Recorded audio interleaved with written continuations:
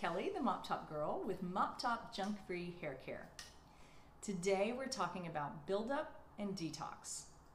And there are so many sources that can cause buildup. It can be the products that you're using, it can be water, it can be copper, it can be chlorine, and it can even be just our environment, where we live. And buildup can result in many different issues, specifically hair loss and product performance. Frankly, we feel that if we add more product, it'll work better. And if you keep adding more product, your hair is just overwhelmed with too much product and it will not perform. Everyone just needs to get to a clean slate from time to time. Our recommendation is once every 4 to 6 weeks. And what I did, that's why I came up with the Detox Shampoo. I have it in a 2 ounce and I have it in an 8 ounce.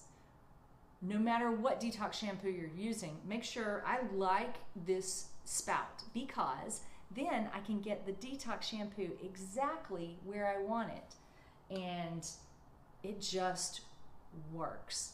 It removes everything. I highly recommend you do it before you color your hair, because black, dark brown, and red hair colors tend to be the ones that slip the fastest. So detox your hair first, then color it. I hope this answers your questions. Remember, a healthy scalp is healthy hair. Detox the buildup.